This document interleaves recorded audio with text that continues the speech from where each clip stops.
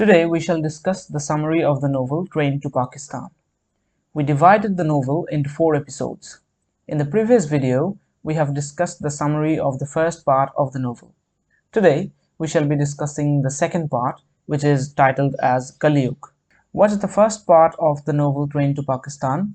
Link is in the description. Otherwise, you will not be able to cope with the second part. Again, just take a look at the characters. Early in September, life became less punctual in Monomajra. Trains became less punctual than ever before. Everyone, knowingly or unknowingly, started going against the time. One day, a unit of 6 soldiers arrived and put their tents up near the railway station. Armed sentries began to patrol the platform, and no villagers were allowed to come near the station. One morning, a train came from Pakistan and halted at Monomajra station. There was something uneasy about the train. As soon as the train stopped at Monomajra station, the guard emerged and went to the station master's office. Then the two went to talk to the officer in charge.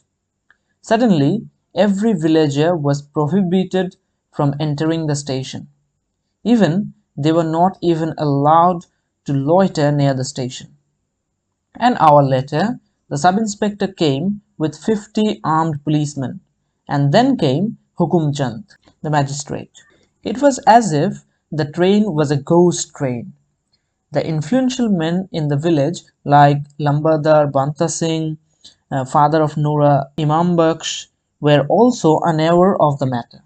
People climbed to their roofs to have a glance of what is happening at the station. Everybody gathered in the Sikh temple seeking to hear some news about the train.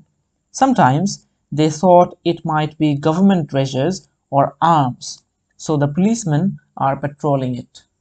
Suddenly, a policeman came to the Sikh temple and took Lambardar Banta Singh aside and whispered something. And all of a sudden, everyone was ordered to bring all the wood and kerosene oil to the motor trucks near the station. They will get paid for that. The sun set down, turning the climate into bluish gray, but after a while it became orange. The orange turned into copper and then into luminous russet. Red flames leaped into the black sky, and with the atmosphere came a faint, acrid smell of burning flesh. Now the villagers understood. It was implicit that the train brought a full of corpses, and the officers took the kerosene oil and wood from the villagers to burn their bodies. Hukumchand had been out since the morning. The sight of so many dead bodies had produced a cold numbness into him. He saw how corpses of men, women, and children had been dragged out as if they were beddings. There were bodies crammed against the far end wall of the compartment, looking in terror at the empty windows. There were lavatories jammed with the corpses that brought vomit to Hukumchand's mouth. A train full of dead bodies was too much even for Hukumchand. He came home in the evening and was out of his sense. At night he was afraid to sleep alone, so he slept with the young prostitute. Hukumchand snuggled against her like a child and fell asleep immediately. In the morning a dull pain rocked his forehead. It was raining then. The sub-inspector came. He brought the news that there is only a big heap of ashes and bones left near the station. Hukumchand wailed, Hare Ram, Hare Ram.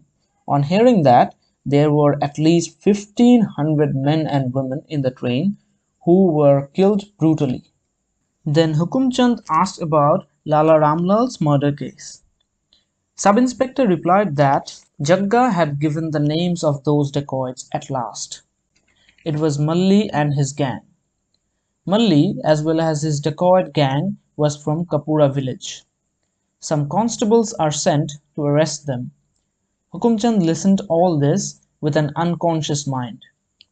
He advised to let Malli and his gang go off, without making any entry anywhere and keep an eye on them. And he ordered not to release Jagga or Iqbal because they can be needful in the future. Even in that rainy weather, the sub-inspector went out. Meanwhile, that young girl woke up and she wanted to go home.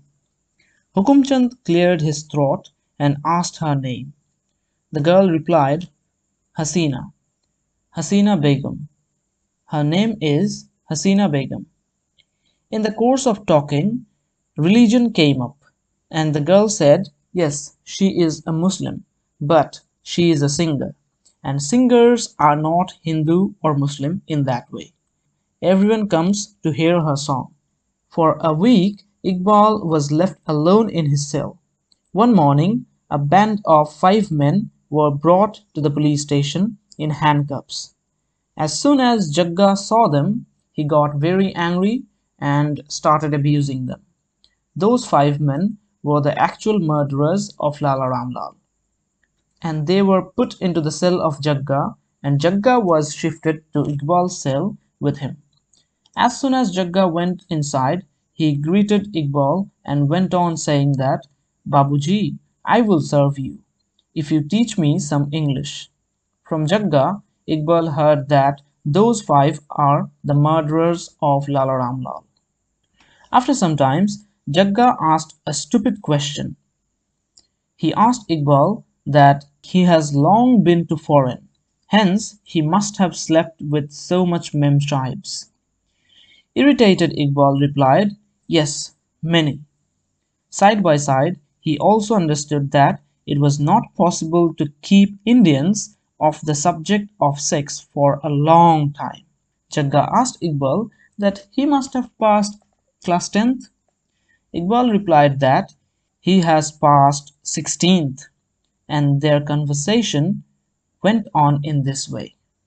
Arriving at the police station, the sub-inspector ordered to let go Malli and his men. When Malli and his men were leaving, they tried to abuse Jagga by mentioning the name of Noora. And Malli tried to mock Jagga by greeting him, but it was his mistake. It was at that moment Jagga shot his hands through the bars and gripped Malli by his hair. Jagga crushed Malli's head against the bars several times. Malli's head was studded with blood. Policemen began to shout, and Malli began to wail. At the end, Jagga spat on Malli's face and pushed him away with more abuse. When Iqbal tried to stop Jagga, for the first time, Jagga became rude to Iqbal. Then Iqbal appealed that he should be shifted to the other cell, but the sub-inspector mockingly replied that yes, they will shift him to the other cell with some more comfortable things, an electric fan maybe. In this way, the second chapter Kalyug ends.